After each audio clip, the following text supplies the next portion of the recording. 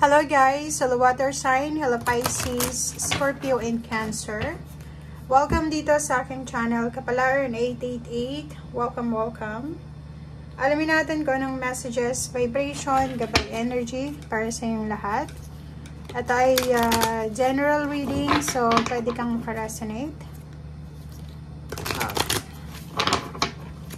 Water sign, Pisces, Scorpio, and Cancer.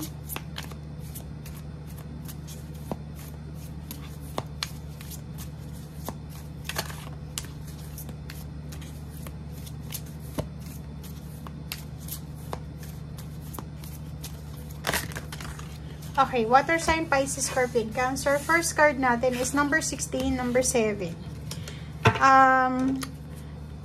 Kung ikaw ay, for example, in a relationship or looking for a relationship and then medyo nai-stress ka sa relationship mo or may mga kailangan kayong pag-isipan na decision making, ang araw na ito is parang sinasabi sa'yo na oras ito para makapagpahinga ka, makapag-meditate, makapag-detox, or pwedeng makapagbakasyon.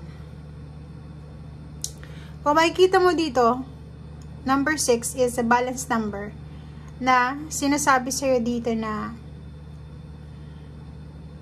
pwede ka sa araw na ito na walang gawin. Okay? Mahiga lang, magpahinga, focus lang sa self or focus lang sa kung ano yung importante sa'yo sa ngayon. Okay.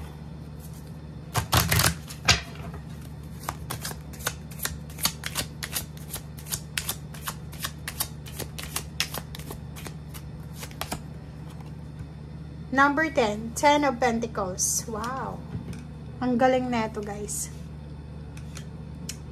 So, wag kang masyadong magmadali or wag kang masyadong ma-pressure, wag kang masyadong ma-stress. Water sign, Pisces, Scorpio, and Cancer. If alam mo na ginawa mo yung best mo, if alam mo na naging masipag ka, naging hardworking ka, ginawa mo kung ano yung best mo, etong barahang ito ay nagsasabi sa'yo na let it go, let it flow. And yun, ipahinga mo yung iyong isip, ang iyong sarili, dahil may isang unexpected or pwedeng expected na harvest season ang parating sa buhay mo. Money to eh. So, nakikita natin dito na may paparating. Hindi man siguro sa araw na ito, but sinasabi ng bara sa'yo na if masyado kang problemado para sa lapi, sa pera, or sa kung ano pa man, relationship man yan, relax. Kasi, kailangan mong kailangan mong pahinga ngayon, kailangan mong mag-relax kasi hindi mo kontrolado yung sitwasyon and wala namang hindi magandang mangyayari sa buhay mo today. Okay? And ihanda mo ang sarili mo para dito sa financial success, prosperity, and abundance na yan na sinasabi ng baraha. Okay.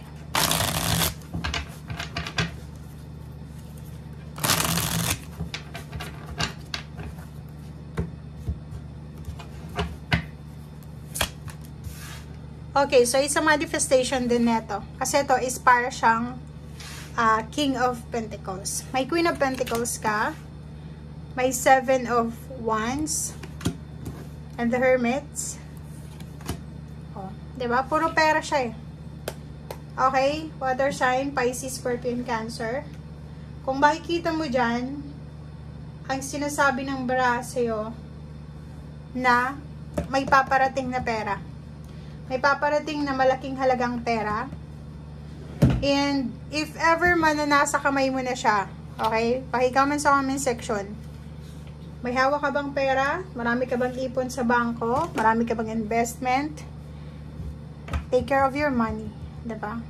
7 of Wands. Bantayan mo yung lahat ng perang pumapasok at lumalabas sa palad mo. The Hermit, sinasabi ng baraha sa'yo dito na mas marami pa na pera ang darating sa'yo. marami pa na mga success, prosperity, abundance, or marami pang pagkakataon or posibilidad sa buhay mo na mahawakan mo or makahawak ka ng malaking halagang pera. 1, 2, 3, 4. 4 cards ang nagsasabi sa'yo. Water sign, Pisces, Scorpion, Cancer, na kung magiging sobrang magaling ka na humawak ng pera, talagang makakaipon ka. Talagang makukuha mo kung ano yung minamanifest mo or yung goals mo. Kasi dito sinasabi ng barahan na Hermit card, kailangan natin na hanapin yung tamang strategy kung paano natin may iipon itong pera, kung paano natin ikikip, aalagaan yung mga salapi na pumapasok sa buhay natin. Okay.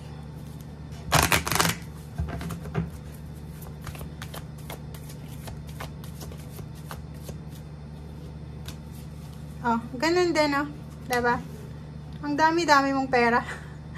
Comment down below, guys. Pwedeng sa araw na ito or pwedeng one of these days. Isang manifestation to, sudden wealth. Isang pag-ulan siya. Isang hindi mo inaasahan na pag-ulan ng pera sa buhay mo. Pwedeng manalo ka sa loto, manalo ka sa sugal, manalo ka sa sabong, or manalo ka sa kung ano man na klase na patimpalak na may involved na pera. Swerte, good luck, good fortune, unexpected income. May mga tao siguro na willing mag-invest sa energy mo, willing mag-invest sa talento mo, sa strength mo. Pwedeng kunin ka nila as part-timer, pwedeng kunin ka nila as partner sa business or sa work or sa team may mga taong interesado sa kakayahan mo. Okay? So, kung makikita mo dyan, unexpected ito eh.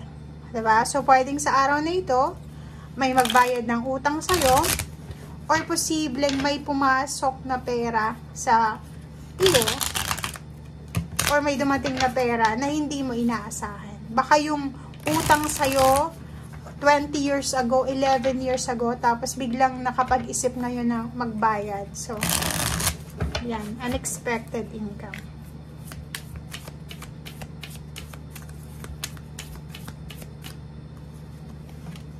Okay, so yun lang. Kailangan mo lang na pag-ingatan etong perang ito.